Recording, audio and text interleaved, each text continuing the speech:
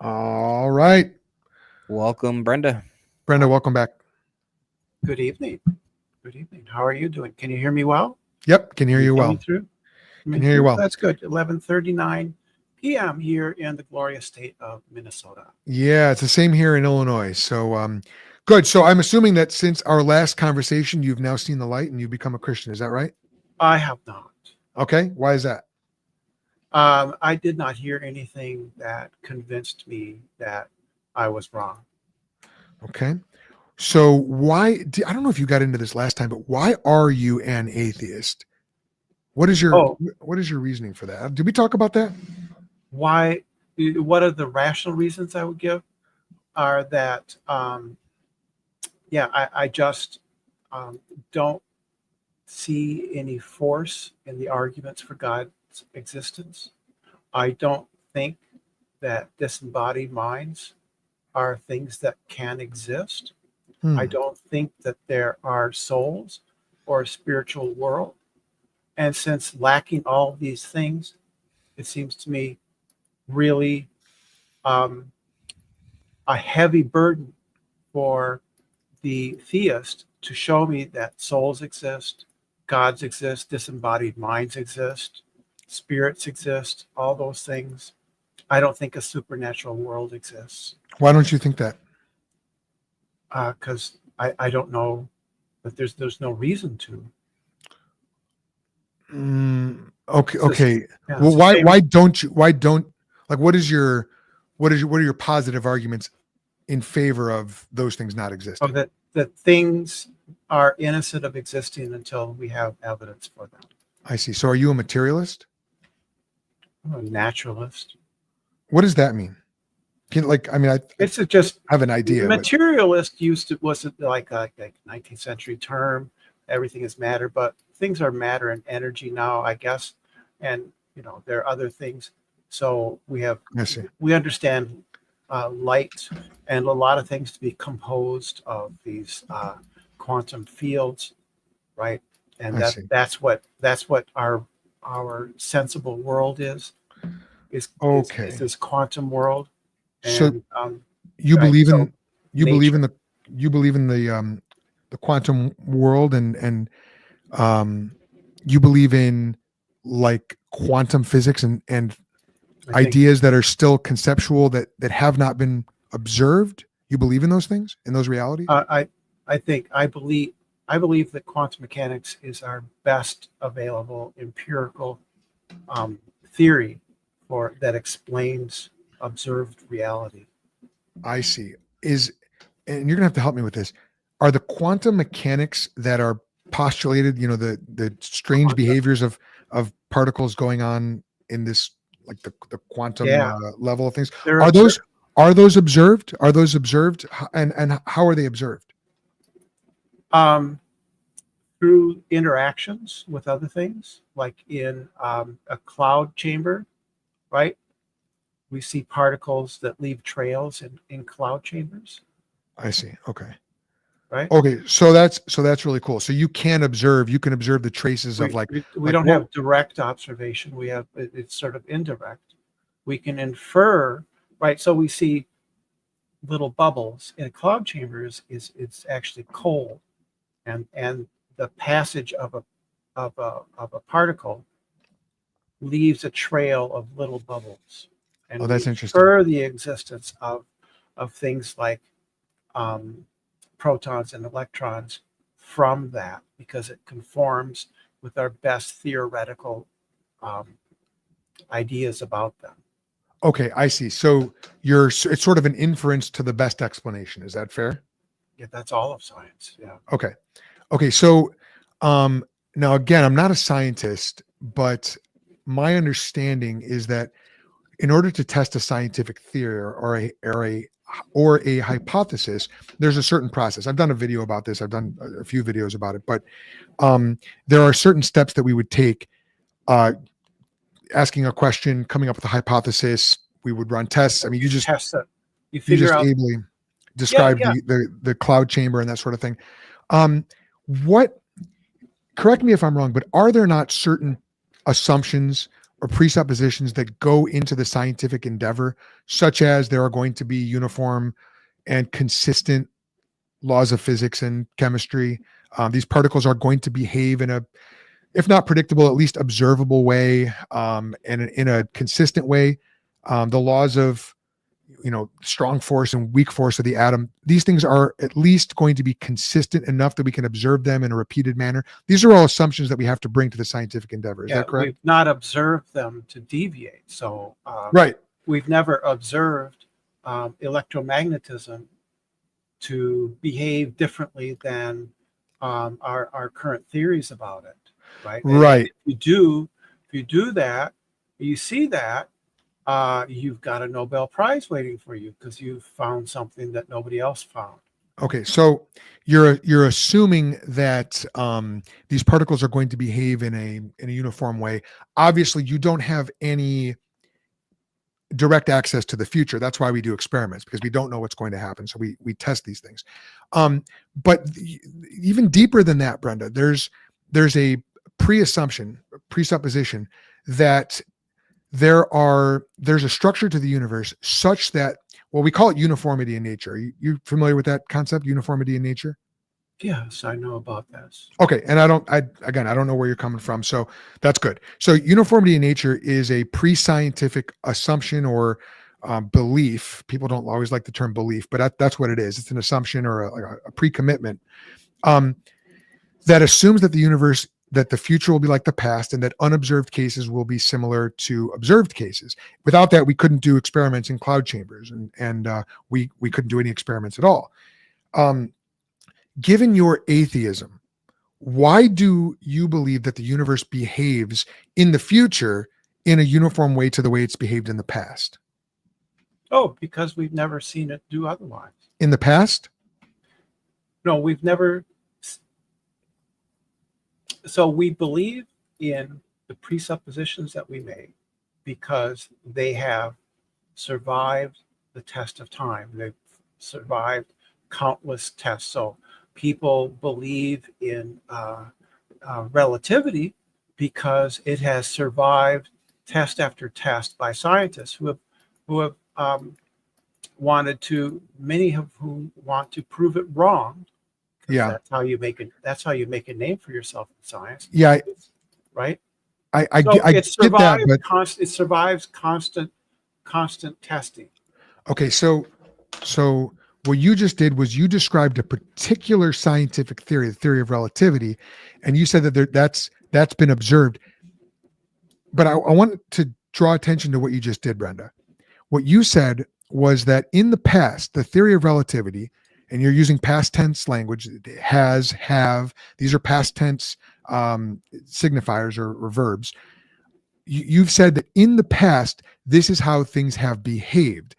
And based on that, we make assumptions about the future. Yes. Right. Yes. Right. So what I want, hold on a second. What I want to show you is this.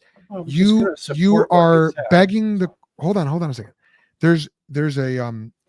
There's a logical fallacy at play here, and I want to try to explain to you what it is. I'm going to do it as clearly as I possibly can. I asked you what your basis is, given your atheism, for believing the future will be like the past. Since you don't have any direct access to the future, and you don't believe God is supervening over the world, what you told me is something about the past. And you said, based on what happened in the past, now we know what the future will be like. My whole question is, why do you assume the future will be like the past? I believe that as a Christian because I believe the universe is upheld by Christ's powerful word and Jesus is God. So I've got a great reason for believing that. That's why I love science. My question is, for you as an atheist, why do you think that the future will be like the past? Why do you, given your atheism, believe in uniformity in nature? Do you have a reason? Yeah, because it's always turned out to be true in the past. But I'm asking about your belief as to why the future will be like the past. What is that principle? Because nothing has falsified it. In the past, Brenda. No, in the present, there's nothing has falsified it. Yeah. We're justified in making in asserting it, right? Because there is no. No, that's not right. There's no defeater. There's no defeater. There hasn't been in the past. My question is, how do you, given your atheism, assume that the future will be like the past. What is it? What knowledge do you have that It's an has assumption. given you right? And why? What is your because hear me when I say you imagine a Because counterfactual it here. works. Imagine that It someone works. were to say, you know what? There's no God supervening in this world. There is no reason whatsoever to assume that anything that worked in the past will work in the future because there's no God holding things together, keeping things consistent. Jesus Christ isn't upholding the world by his powerful word. So because of that, we actually have no reason to assume anything about the future whatsoever since we don't have any direct access to it. And then somebody else goes, oh, no, we do because the future will be like the past. Wouldn't you want to know why they believe the future will be like the past? Like why, given atheism in an unsupervised universe, why will the future be like the past? And how is that how is that assumption not completely arbitrary? Or begging the question, or logically fallacious because it begs the question. It's either arbitrary, which is not good, It doesn't or it's beg the fallacious. question. It doesn't beg the How does it question not beg the question? because it's falsifiable. Okay, Scientific theories or propositions are this is not a scientific falsifiable. theory. Remember, this is a pre-scientific assumption. You yourself called it a presupposition. This is Right. a pre-scientific assumption. Right. You actually can't verify anything unless you already assume that it's true. I'm not making a modus ponens argument. I'm making a modus tollens. Right? That's fine, but you are assuming things that's about that's falsification, right? If it rains, the street will be wet. Yeah. The street is not wet, so it did not rain. That's science. Yeah, I understand that. Now you're making it that well, you're appealing to logic. You're appealing to a logical argument. My question is, given your atheism, what is it in your metaphysics that has you believing that the universe behaves in a consistent way and will continue to do so in the future? What is supervening the universe? What is holding it consistent? We don't know that. But you have to assume that. You said yourself, you have to presuppose it. Yeah, that's fine. So that's an arbitrary. So it's an arbitrary assumption. No, it's not arbitrary. It's ungrounded by science. It literally can't be grounded by science because it's pre-scientific. It's an assumption, right? But it's not grounded by science. What does that mean? What I mean is that you can't do a scientific experiment to establish the principle that you need to be there in order for science to work. It has to be pre-scientific. It has to be. It's principle is falsification. What's wrong with that? False. And I know you understand this, but this is the argument. Falsification assumes that there are scientific experiments that we can do in order to falsify a question or a claim or a hypothesis. In order for that process to work, we have to already start the process with the pre-commitment to uniformity in nature. As a Christian, I believe nature is uniform because Jesus Christ is upholding the world by his powerful word. You don't believe that. So you need to substitute that belief with something else that gives you a non-arbitrary grounding for your belief in the uniformity in nature. Do you have one? Successive inquiries, scientific inquiry, can lower or raise the probability a hypothesis is true or false. Right? And can you that's called Bayesian for scientific theories and hypotheses? Absolutely, yes. But that is because we already have a pre-commitment to uniformity in nature, which is pre-scientific, is not verifiable by science. So the succession, the fact that we have tested, say, the uniformity of nature countless times in the past. Yes. Not in the future. I'm asking for your belief about the future to be grounded in something in your worldview. Your atheism, I'm going to cut to the chase here, because we're almost out of time, I'm sure. Your atheism undercuts your very belief in this pre-commitment because you don't have God. I mean, you do have God, but you deny God holding the universe together. So I'm not obviously, I want to make this very clear. I'm not denying uniformity in nature. I believe in it. I'm a Christian. That's why I believe in uniformity in nature. You have got to ground something that you can't ground. You've got to ground uniformity in nature in a godless void. Why do I have to ground it? It's just because if not, then it's arbitrary. Are you saying that it's arbitrary? If it's not grounded, it's arbitrary. Not arbitrary. It's based on repeated novel predictions. So right. So that's not nothing. No, that's not right. It's not. Yes, it's not verifiable. It's a law of nature. Laws of nature are based on observations, and Yeah, they're an that's right. inference. That's right? why it's not a law of nature. How Remember, it's so? a pre-scientific pre-commitment. No, It's a no. presupposition. I Pre-scientific just means told it's you. not verifiable by science. No, I just told you that it's laws of nature are based on repeated observations. Let's try this, Brenda. Right? Maybe What's this will wrong reveal with it to that? you. So Let's try this. F equals ma is a law of nature. Okay, Right? let's It's based on observations. yeah.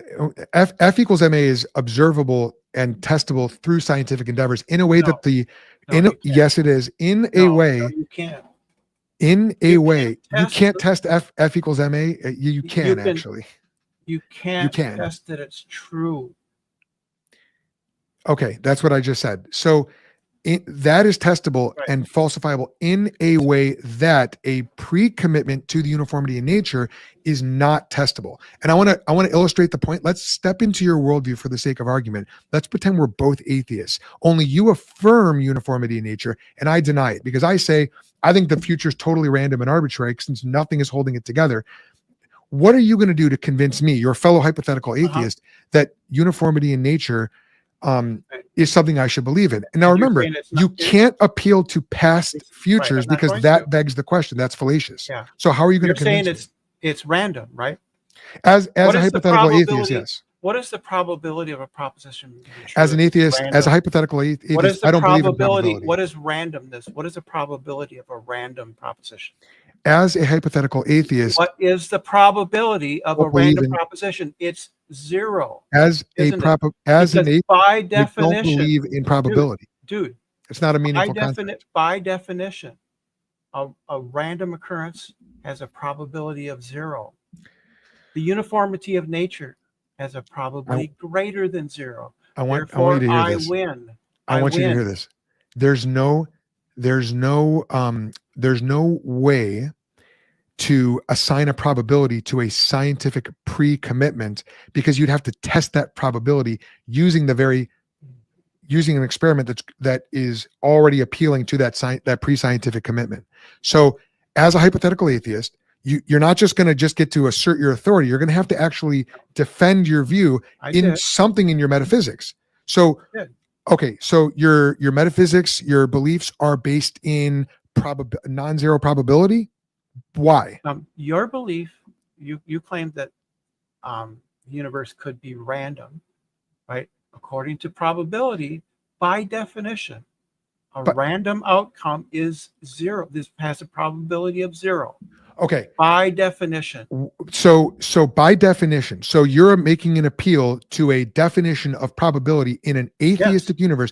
And I, as a fellow atheist, am supposed to accept this definition when I believe, hold on. This is really important, Brenda, hold on a second.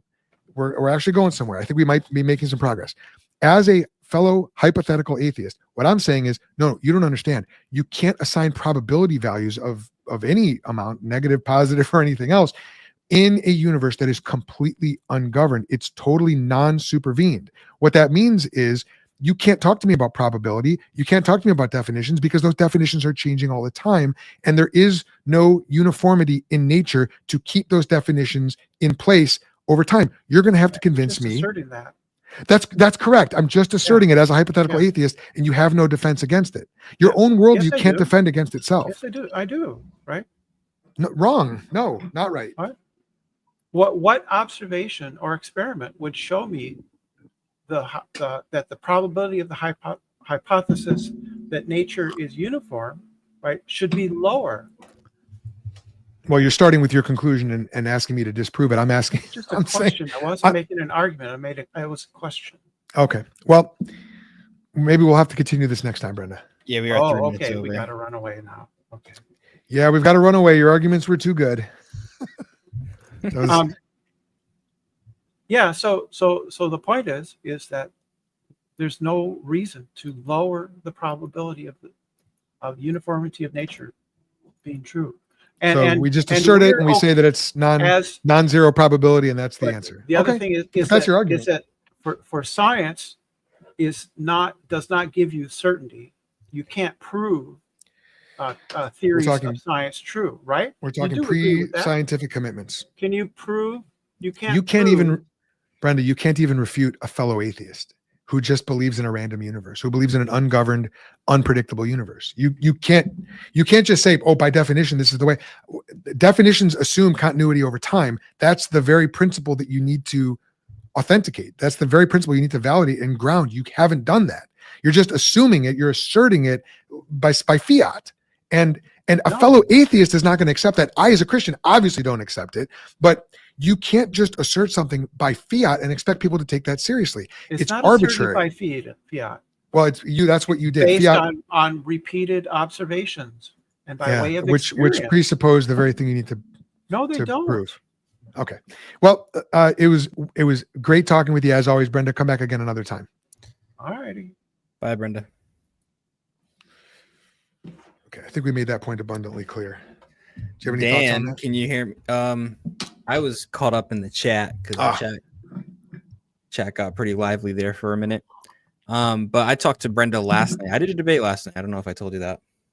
Dude, I just assume you're doing a debate every night at this point. You're a machine, dude. How do you do it? But Brenda was up on the open panel after. It was on Sarah's channel. That was Oh, it was that one. Yes. Yeah, how'd that? Oh, no. I was gonna do. You asked me about that other one. It was a couple nights ago, like. Oh yeah, I was gonna Thursday or Friday. I don't know. It was sometime Yeah, I was last. gonna ask you to call in. It was actually pretty good. Chase Haggard. I don't know if you know who that is. Chase Schoolboy was on there. Who else? I know. Oh, Bryce J. Schoolboy. Bryce came up Nice. before too. Bryce. Last week. Yeah, I remember that. Yeah. They were talking to Gnostic Informant. No, not is it Gnostic Informant? Neil. Yeah, that's Gnostic Informant, isn't it? Yeah, he did a thing with Sarah. Cool.